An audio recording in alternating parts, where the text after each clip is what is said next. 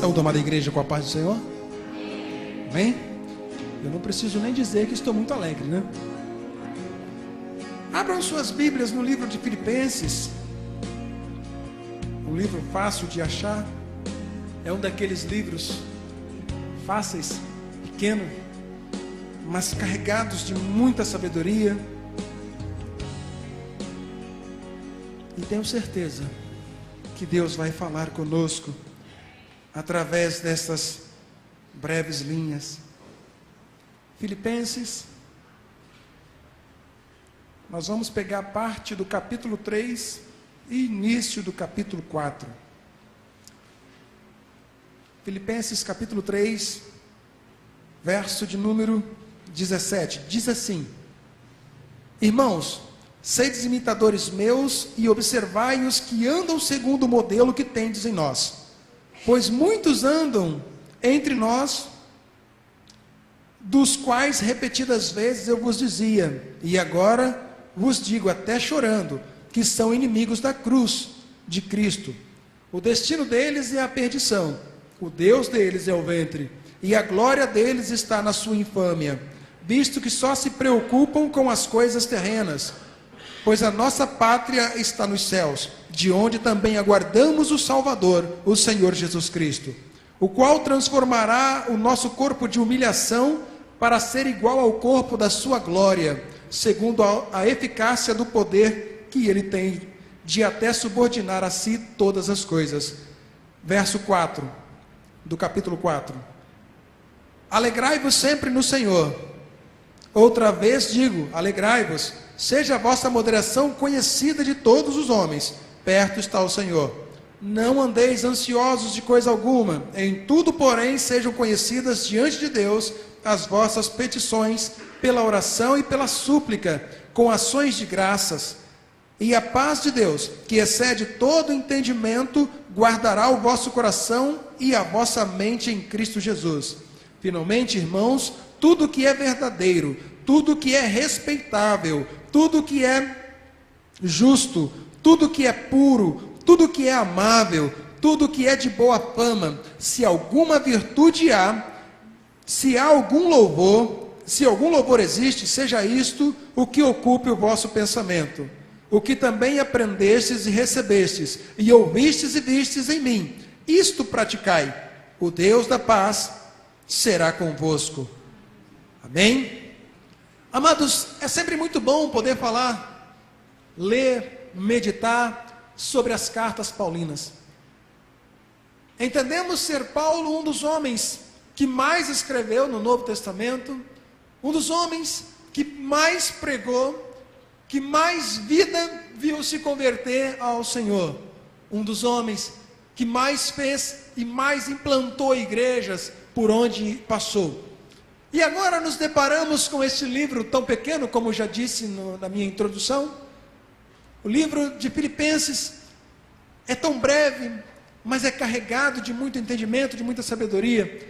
E para podermos compreender melhor o porquê das palavras do apóstolo, nós precisamos meditar e nos aprofundar em outras áreas. E no livro de Atos dos Apóstolos vamos ver que quando Paulo ele sai em suas viagens missionárias, plantando igrejas, ele sai buscando vidas, trabalhando, discipulando vidas, e vamos ver que a igreja de Filipenses é a segunda igreja que ele funda, é a segunda igreja que ele se dedica para ver o crescimento. E é interessante que não é uma igreja, uma mega igreja, não é uma central, não é uma catedral, como costumamos falar, é uma igreja pequena, era uma igreja simples, de pessoas simples, porém, era uma igreja que sempre ajudava ao apóstolo. E ele mesmo vai falar no livro de Atos, e depois ele repete no livro aos Filipenses, o quanto ele é grato por aquela pequena igreja. O apóstolo ele diz que houve alguns momentos na sua vida que ele precisou de ajuda financeira. E ele então vai dizer que tantas outras igrejas com potenciais muito elevados negligenciaram o seu chamado missionário, não ajudando o apóstolo. E ele diz que por 2 vezes, antes dele escrever essa epístola, ele diz que essa mesma igreja o abençoou 2 vezes. o abençoou de forma grande, de forma que ele pôde trabalhar um ano inteiro sem ter que se preocupar em trabalhar. Isso significa que o apóstolo Paulo tinha, sim, algo muito ligado, ele era muito íntimo dessa igreja. Havia naquele lugar pessoas que de fato estavam e compreendiam o chamado missionário do apóstolo. E ele então, quando vai escrever essa carta, e nós começamos a compreender que quando ele está escrevendo essa carta aos filipenses, é um desabafo, ele está em agradecimento escrevendo essa carta, porque ele diz que antes dele escrever, ele havia recebido 2 ajudas financeiras daquela igreja. Porém o apóstolo saiu pregando o evangelho, criando novas igrejas, implantando novas igrejas. Só que neste momento, Paulo, quando está escrevendo essas linhas, ele não está com a liberdade a qual ele tanto prega. Ele não está gozando desta liberdade. Alguns historiadores vão dizer que ele estava preso, talvez em Éfeso, que ele estava em outros lugares. Porém, o que mais nos aproxima, e eu tenho para mim, que ele estava em Roma. Alguns indícios nos mostram que ele estava aprisionado, ele era prisioneiro em Roma. E é justamente aí que eu quero que vocês entendam, que a igreja, aquela igreja pequenininha, ficou sabendo que o seu líder, que o apóstolo Paulo estava sendo prisioneiro.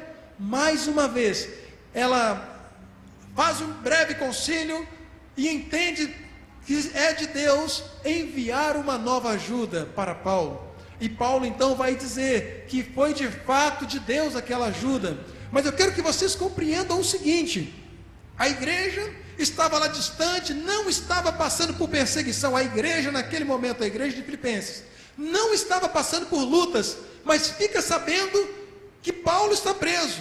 Aquele que sempre deu a sua vida para pregar o evangelho, aquele que tanto se deu para as igrejas, aquele que tantas vezes se colocou à disposição de ir em busca daqueles que estavam perdidos, estava preso.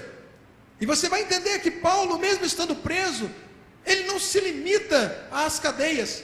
As cadeias não puderam prender aquilo que ele pensava. E mesmo estando preso, ele pregava o evangelho. Em outros livros nós vamos ver que depois da conversão de Paulo, parece que ele ficou muito íntimo, não das igrejas, mas das cadeias. Você vai ver que em todos os momentos, você vai ver, Paulo está escrevendo a carta para algum lugar, onde ele está preso. Paulo está dando conselhos para a vida amorosa, onde ele está? Na cadeia. Paulo está dando conselhos de como deve se conduzir na igreja, na cadeia. Todas as experiências que ele vai transmitir, ele está transmitindo estando preso. E mesmo assim, em todos os momentos, existe uma palavra que não sai dos lábios de Paulo: esperança. Havia no coração daquele homem uma esperança tão grande de ver os acontecimentos, os milagres de Deus acontecerem, que mesmo estando preso, ele se via na responsabilidade de pregar a liberdade, de pregar a esperança, de pregar que o Deus que fez no passado é o mesmo que faz hoje. E ele sempre estava falando que era para prosseguirmos em direção a Deus, em direção à vitória. E amados, nós vamos ver na vida de Paulo algumas coisas fantásticas. Ele agora está escrevendo para aquela igreja de Filipenses. Ele vai dar algumas orientações. E tenho que falar novamente, estava ele preso. E uma das considerações que ele faz a igreja lembrar que havia no meio daquela igreja pessoas de boa fama, pessoas amorosas, pessoas convertidas, pessoas que realmente foram lavadas e remidas pelo sangue de Cristo. Porém, ele também faz lembrar que ali haviam pessoas que não eram nascidas de novo. Haviam pessoas que envergonhavam a cruz de Cristo, pessoas que eram inimigas da cruz, e ele menciona isso. E isso me faz então refletir, juntamente com o povo, por que que ele está falando sobre a existência de pessoas que não estavam dando um bom testemunho. Essa é a palavra. Por que que havia essas pessoas? E Paulo começa então a aconselhar: tome cuidado, fica de olho nelas, Mas aí eu quero que você entenda que olha o cuidado que Paulo tem. Ele não manda ninguém virar as costas.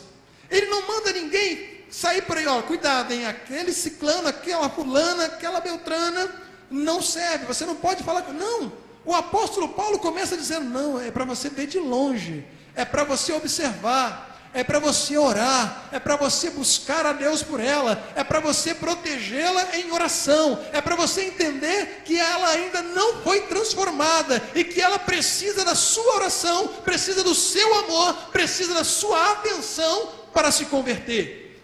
E amados, quando eu leio esse versículo, essa passagem, isso me traz à tona uma realidade que nós vivemos hoje em todos os lugares.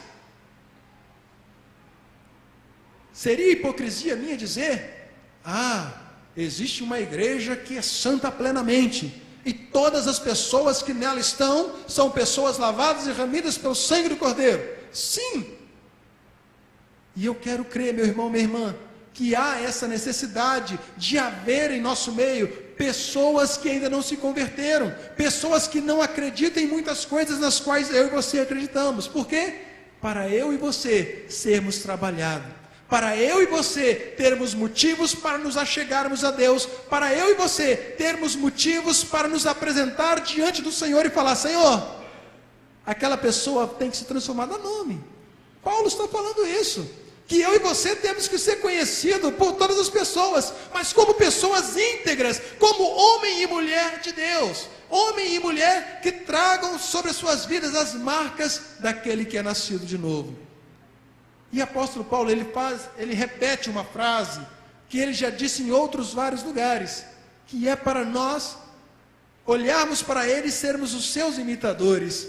E eu quero, meu irmão, minha irmã, que você traga essa palavra sobre a sua vida, e que você tenha autoridade, que você tenha responsabilidade, de saber que as pessoas precisam olhar para você, e desejar ser igual a você. E desejar ser igual a você na sua caminhada, na sua forma de manifestar a sua fé, a sua esperança. E quando eu falo sobre isso, meu irmão, minha irmã, eu imagino quando o Epafrodito chegou e encontrou Paulo preso, qual foi a expressão que ele viu? Qual foi a imagem que ele viu do homem de Deus? Aquela pessoa que tanto pregou, que tanto falou, que tanto demonstrou amor, limitada fisicamente em uma grade. Epafrodito chega e possivelmente foi recebido com um sorriso de Paulo. Porque quando nós estamos aprisionados, quando nós estamos longe das pessoas das quais nós amamos, e quando nos deparamos com essas pessoas, somos invadidos com uma alegria que o mundo não conhece. Somos invadidos por uma alegria contagiante, e eu tenho para mim que foi essa alegria que encheu o coração de Epafrodito, porque Paulo, em toda a sua fragilidade, porque entendemos que Paulo já estava preso há mais ou menos 3 anos, ele estava limitado fisicamente, talvez debilitado fisicamente, porém quando ele vê a figura de uma pessoa que foi enviada da igreja a qual ele tanto amava, revigorou a sua alegria, e ele diz isso, houve um ânimo redobrado nele, e ele então começa, agora eu tenho que me desabafar, eu tenho que escrever para vocês, a fim de que vocês entendam, que a alegria que vocês vivem, que a alegria que vocês me deram, é a mesma alegria que vocês têm que dar para as pessoas ao redor de vocês, a alegria que eu estou sentindo nessa hora, de ter na minha frente o Epafrodito enviado por vocês, e que tem no bolso, uma maravilha, né? Porque o texto nos diz que ele levou uma oferta da igreja para abençoar Paulo. Eu entendo mais uma vez que era uma igreja missionária, era uma igreja que acreditava que o seu chamado é missionário, e que ela precisa sustentar aquele que está indo fazer aquilo que ela não pode fazer, que é o de pregar o evangelho, que é o de levar às nações o evangelho. Torna a dizer, Paulo possivelmente estava em Roma, pregando o evangelho, aprisionado. Epafrodito, quando chega lá, ele se depara com Paulo, ele é invadido por uma alegria, Porém, o texto nos diz que Epafrodito passa por momentos ruins, chegando quase à morte. E Paulo vai mencionar isso na carta. Paulo precisa passar para as pessoas que aquele que foi levado para o ajudar passa por esse momento de tristeza, por esse momento que de fato mexeu com eles. Mas Paulo diz que ele, de uma forma assim sobrenatural, foi levantado. De uma forma sobrenatural, Epafrodito foi revigorado. Enquanto todos pensavam que ele estava chegando nos seus momentos finais, Deus o levanta. Por quê, amados? Entenda bem. Não existia o correio, não existia o telefone, MSN, Facebook, não existia nada disso. E a igreja estava lá esperando ansiosamente, querendo saber como Paulo está. E a pessoa que tinha liberdade, que poderia levar essa resposta, estava enferma. Vamos ver o cuidado de Deus. Olha bem, Deus que tudo vê, que tudo conhece, levanta aquele homem justamente com essa finalidade. Vai e avisa para a igreja que o apóstolo está bem. Vai, avisa para a igreja que o objetivo da igreja foi alcançado, que era ver Paulo bem, que era saber que Paulo estava pregando o evangelho, que era saber que Paulo estava na ativa. E amados, como você acha que chegou Epafrodito lá na congregação? Triste, porque o homem estava preso? Cabisbaixo, porque Paulo estava limitado? Não, chegou alegre, chegou cheio de esperança, chegou cheio de virtude. Sabe por quê? Porque ele tinha certeza que as palavras de Paulo para ele não fica temeroso com o que nós estamos passando neste mundo. Nós temos uma pátria celeste, nós temos algo prometido para nós, nós temos uma esperança muito além disso que você pode ver. E ele chega lá e fala: está tranquilo, o homem está tranquilo, está pregando, está convertendo pessoas, pessoas o estão ouvindo, está muito bom. Continua preso. E é justamente aí que eu quero que você entenda. O apóstolo vai falar logo em seguida, exortando a igreja, que era para ela falar de coisas boas, que era para a igreja falar de coisas que edificam, de coisas que de fato possam gerar vida. Só que ele está falando disso num contexto contrário. Quando você está tudo bem, somos tendenciosos a falar coisas boas.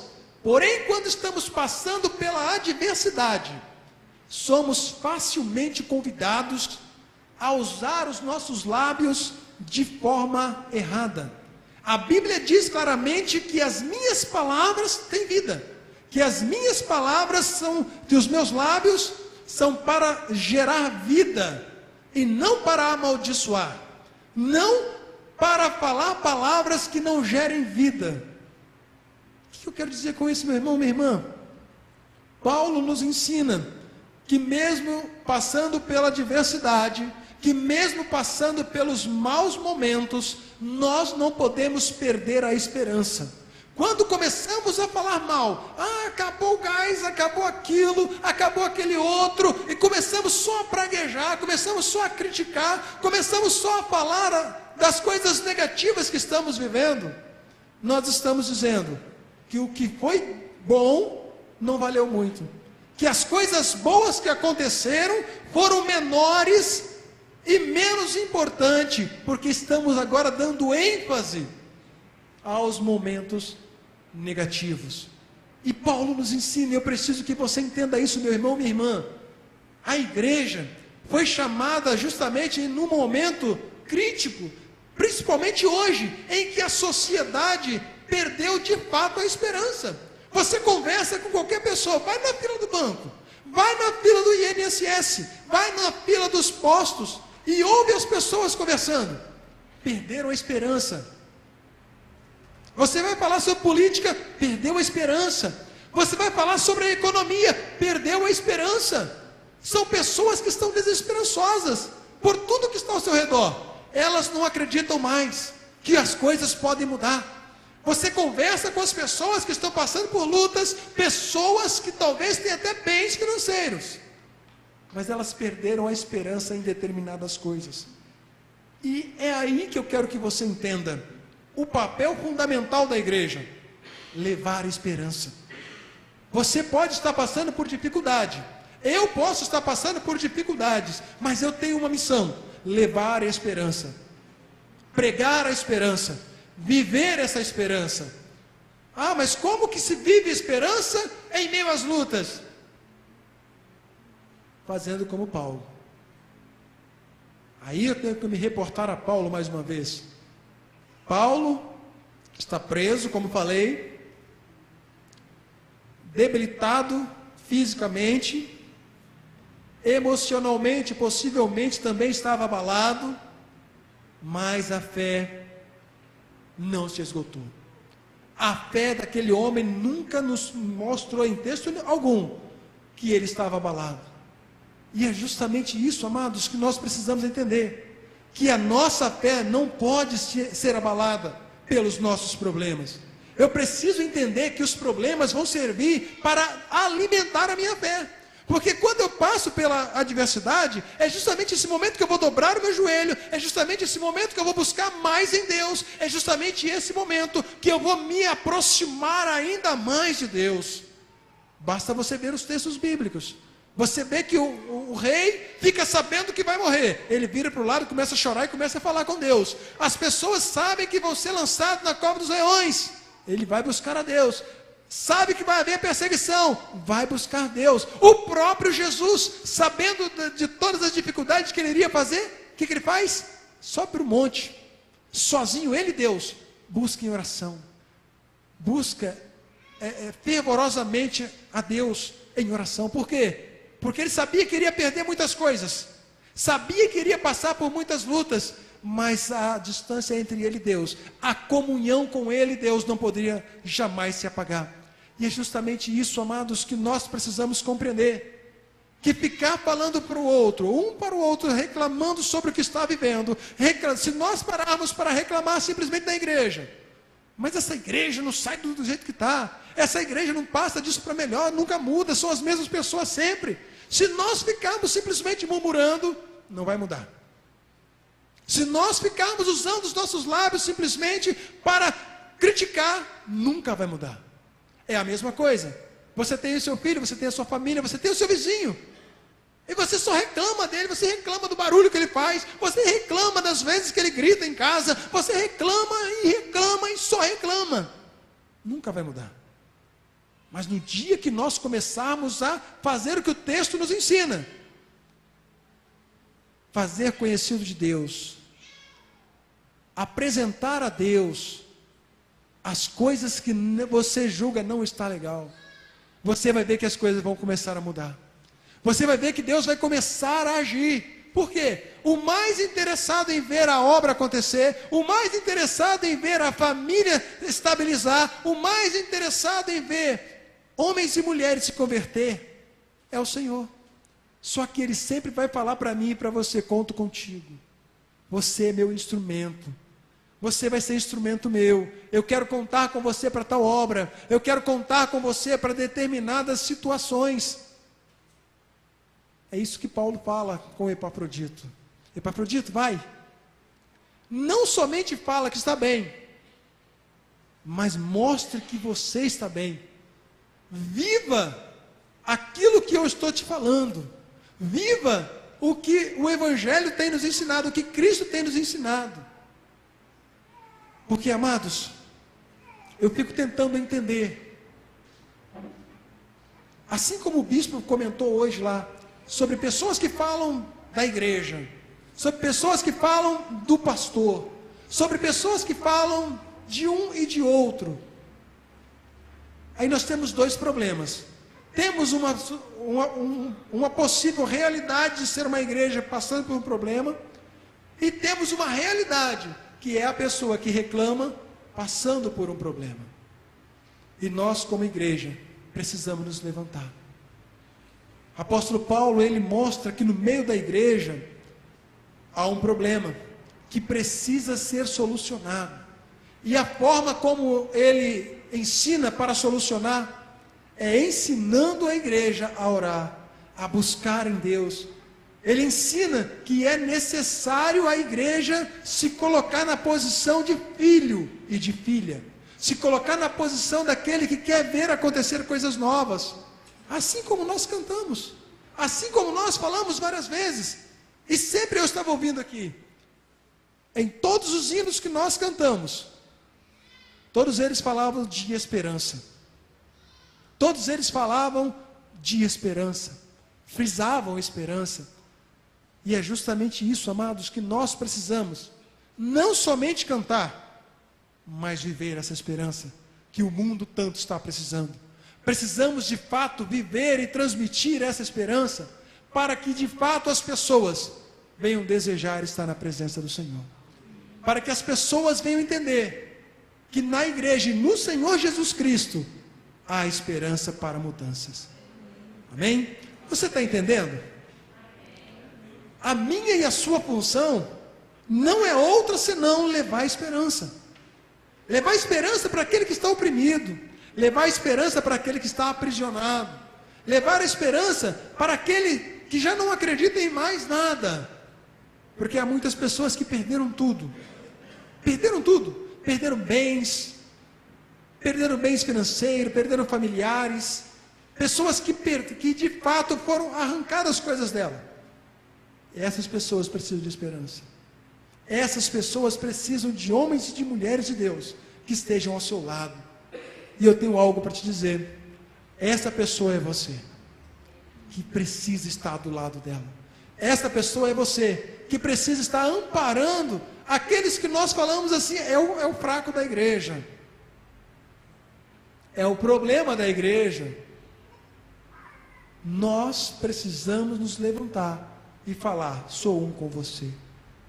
Você não precisa falar isso para ela, você tem que falar isso para Deus. Senhor, me use, me dê sabedoria, me dê entendimento para alcançar na intimidade aquela pessoa, para que de fato ela venha sofrer transformações, viver uma transformação de vida. Quando nós vivermos isso, nós vamos ver um mundo melhor, nós vamos viver uma igreja melhor, nós vamos viver uma família melhor, nós vamos automaticamente viver um mundo melhor. Amém? Eu te convido, meu irmão, minha irmã, a se colocar de pé.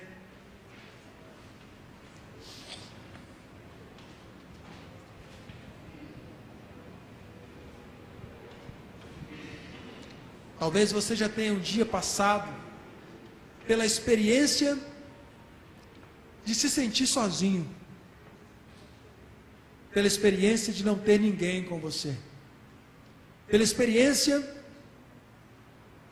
de ter perdido um ente querido, coisas dessa natureza, e você se viu sozinho, sem ter ninguém para te apoiar, sem ter ninguém para te abraçar, sem ter ninguém para chorar com você. Foi uma experiência frustrante. E eu quero dizer que existem milhares de pessoas passando por essa mesma experiência, e que possivelmente várias pessoas adentram essas portas com este sentimento, com o sentimento de que ela está sozinha, com o sentimento de que ela está lutando sozinha, com o sentimento de que ela não tem ninguém por ela. E eu quero te convidar nessa hora, meu irmão, minha irmã, a abraçar a pessoa que está ao seu lado, a com carinho, se aproximar, porque eu entendo, meu irmão, minha irmã, que a igreja é uma família, e como família, passa por lutas, passa por dificuldades, passa por momentos de aperto, passa por momentos de solidão, passa por momentos de dores, passa por momentos sim que ela tem que ficar em silêncio, fala nada. Possivelmente você está abraçando alguém que não quer que você fale nada, somente abrace, somente transmita que pode contar, que pode confiar. A igreja precisa entender, você precisa entender, que para uma igreja ser forte, que para uma igreja usufruir daquilo que Deus tem de melhor, ela tem que viver a unidade, ela tem que viver a comunhão, ela tem que se impregnar do amor e da esperança transmitido por Jesus. Nos momentos mais difíceis de Cristo, nos momentos mais turbulentos, ele olhava para o céu, na esperança de ver alguém olhar por ele. A pessoa que está ao seu lado só precisava desse abraço que você deu. Você só precisava desse abraço que você está recebendo. Feche seus olhos. Pai, nós te louvamos, nós te exaltamos, ó Deus, porque todas as coisas estão patentes das tuas mãos, nada foge ao teu controle, Senhor. Assim como aconteceu na época do apóstolo Paulo, assim como o Senhor levantou Epafrodito, homem simples, que saiu de uma igreja simples, para ser instrumento abençoador na vida de Paulo, eu peço a Ti, Senhor, usa-me, usa os Teus filhos e filhas aqui dessa igreja, para ser os Epafroditos por este mundo afora, para serem homens e mulheres que de fato possam Te servir, Pai, homens e mulheres que de fato desejem estar na Tua presença para ser instrumento, homens e mulheres, ó Pai, que possam se desligar das coisas deste mundo, a fim de olhar para a Tua cruz, para fazer valer, Pai, as Tuas últimas palavras, que era simplesmente para nós sermos Teus filhos, sermos Seus discípulos, sermos homens e mulheres que vêm fazer aquilo que é a Tua vontade. Por isso, Senhor, nesta hora, desperta a Tua igreja, desperta o amor na Tua igreja, faz, Senhor amado, com que possamos ser cheios da Tua graça, cheios da Tua esperança, cheios do Teu amor, Pai, para que essa igreja possa continuar crescendo, ó Deus. Faça de nós instrumentos Teus, ó Pai, para a glória do Teu santo nome, Senhor, para que quando adentrarmos as nossas casas, os nossos familiares possam ver algo novo em nós, para que a Tua imagem possa estar estampada em nós, para que nós possamos ter domínio de nossos lábios, ó Pai, para não ficar gritando, para não ficar, ó Pai querido, dando um mau testemunho, mas sermos homens e mulheres que falem do Teu amor, que vivam o Teu amor, que vivam a Tua esperança, Pai. Senhor, para que as pessoas possam se converter, para que as vidas possam ser impactadas pela Tua presença, Senhor, nós Te pedimos, toma as nossas vidas e faz de nós, ó Pai, instrumentos Teus, para a glória do Teu santo nome. Assim, ó Deus, nós oramos e agradecemos em nome de Jesus. Amém e graças a Deus. Uma linda salva de palmas para o Senhor.